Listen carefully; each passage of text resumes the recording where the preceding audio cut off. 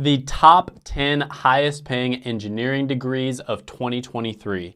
That's what we're going to be talking about today, and we're going to hop right into it right after you gently jackhammer that like button. All right, so we're going to be talking about the engineering degrees.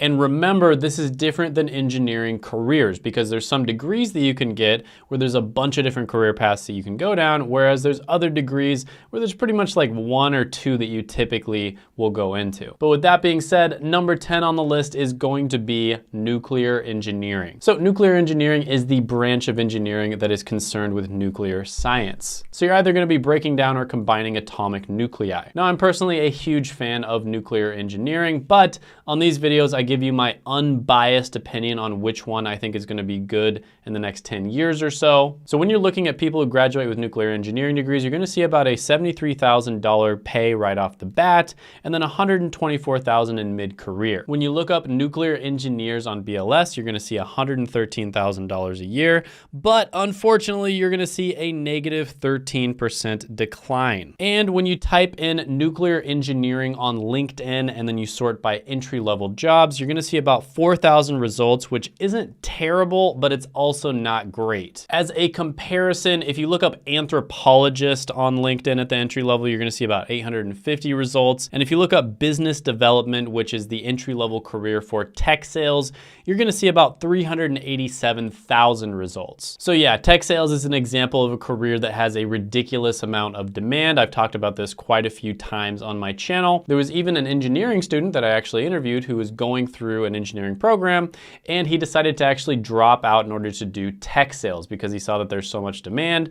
And basically the reason he was going through the engineering program was to make a lot of money, and he realized he could just make a lot of money much faster by doing tech sales. And if you want to find out the company that was actually able to get Josh a job very quickly, I'll put a link to free training down in the description below. Next one on the list, number 9, is going to be computer systems engineering. And a computer systems engineer combines knowledge of computer science, engineering, and mathematical analysis. And with this one, you can expect to make about $74,600 a year starting out and $124,000 in mid-career pay. Computer systems analyst might be one career path you'd go down, and they make about $90,000 a year, and they're growing at 7%, which is faster than average, and they already have 632,000 jobs. So those are really good numbers. Another career path you might go down is computer hardware engineer, $117,000 a year, growing a little bit slower at 2%. And according to Glassdoor, computer systems engineers make about $87,000 a year. And when you look up computer systems engineering on LinkedIn at the entry level, you're going to see about 23,000 results. So pretty good, but not amazing. Next one on the list is marine engineering. So this one is going to include the engineering of basically anything that is either on or in the water. So we're talking about oil rigs, boats, ships, submarines, etc. Now, those who graduate with a marine engineering degree can expect to make about $74,000 a year starting out and $125,000 in mid-career pay. And marine engineers and naval architects make about $92,000 a year. But it's only growing at about 1%, and there's only 11,000 jobs. Now, according to Glassdoor, marine engineers make about $107,000 a year, so really good money. But on LinkedIn at the entry level, you're only going to find about 2,600 results, so not very good for an engineering career. Number 7 on the list is going to be aeronautical engineering. And this is basically things that fly through the air minus things that go into space. And with this one, you'd expect to make about $71,000 a year starting out and $125,000 in mid-career pay. One career path you might go down is becoming an aerospace engineer, and they make about $116,000 a year, but it's only growing at about 3%. And according to Glassdoor, aerospace engineers make $95,000 a year. And if you look at LinkedIn at the entry level, there's 15,000 results, so good but not great. Number 6 on the list is going to be chemical engineering. So this is the branch of engineering that has everything to do with chemistry, of course, and you can expect to make about $73,000 a year starting out and $128,000 in mid-career pay. According to BLS, chemical engineers make about $108,000 a year, and they're growing at 4%, which is as fast as average. According to Glassdoor, they make about $100,000 a year, and if you look on LinkedIn, there's about 23,000 results, so pretty good but not great. Next one on the list, number 5, is going to be electrical power engineering. engineering. This one is also sometimes referred to as power systems engineering, and it basically deals with the practical utilization of electrical energy. So with this one, you'd expect to make about $73,000 a year starting out and $130,000 in mid-career pay. According to BLS, they make around $101,000 a year, and it's growing at 3%, which is as fast as average, but there's also 328,000 jobs, so that's pretty good. And according to Glassdoor, electrical power engineers make $84,000 a year. Now, if you look this one up at the entry level on LinkedIn, there's only 9,600 results, but to be fair, there's not that many people graduating with this degree, so it's still pretty good. But with that being said, when it comes to engineering, it might be better for you to just get a more general degree like electrical engineering, because it's just going to be more flexible and you're going to have more opportunities. But with that being said, number 4 on the list is going to be systems engineering. And this one is all about how to design, integrate, and manage complex systems. With this one, you would expect to make about $74,000 a year starting out and $132,000 in mid-career pay. One career path you might go down is becoming an industrial engineer. They make about $88,000 a year, and they're growing at 10%, which is much faster than average, and that's with 295,000 jobs already. And according to Glassdoor, systems engineers make about $111,000 a year, so that's really good. And then if you look at LinkedIn at the entry level, you're gonna see 70,000 results. So this one is good right now,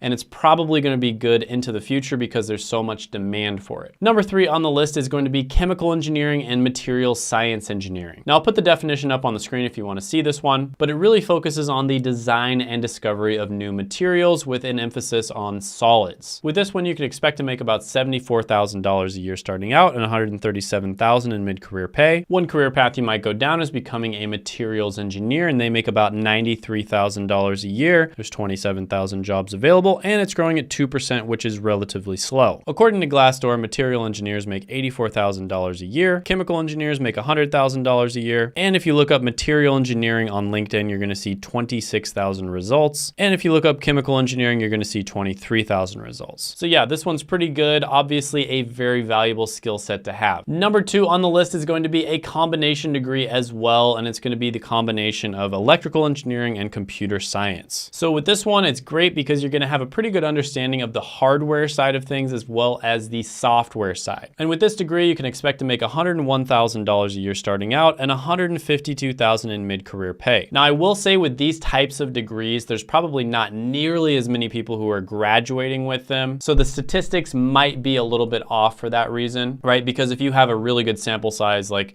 10,000 people graduating per year, you can be relatively confident that the statistics are going to be accurate. But if you only have about 50 to 100 people graduating per year, you can't be nearly as confident. So just keep that in mind. But with that being said, one career path you might go down is becoming an electrical engineer, and they make $101,000 a year. There's 328,000 jobs available, and it's growing at 3%, which is about average. According to Glassdoor, electrical engineers make $87,000 a year, and on LinkedIn, you'll see that there are 149,000 results at the entry level. So a lot of opportunity for electrical engineers, lots of opportunity for computer scientists, of course, can be a very lucrative one to get into. Number 1 on the list is going to be petroleum engineering. This is the highest paying degree, period. And of course, this is the engineering that has everything to do with petroleum, fuel, etc. So with this one, you can expect to make about $92,000 a year starting out and $182,000 in mid-career pay. According to BLS, petroleum engineers make $137,000 a year. There's 33,000 jobs available, and it's growing at 3%, which is as fast as average. According to Glassdoor, petroleum engineers make about $92,000 a year, and on LinkedIn, there's only 1,600 results. So yeah, petroleum engineering, you can make a lot of money, but there's not a lot of opportunity. It's also in an industry that's very unstable. You're probably gonna end up getting fired or laid off like 5 or 6 times throughout your career. But yeah, you definitely can make a lot of money. Now, one thing about engineers, I really like engineers. I get along with them very well. My dad's an engineer. Engineers, I know them. They're very practical. And if you're in engineering purely because you want to make a lot of money, I'm just going to be honest with you, there are better ways to do so. And one of those ways is, of course, course careers. So again, I did leave the free training down in the description below, and check out that interview I did with Josh, who dropped out of engineering to get into tech sales right here.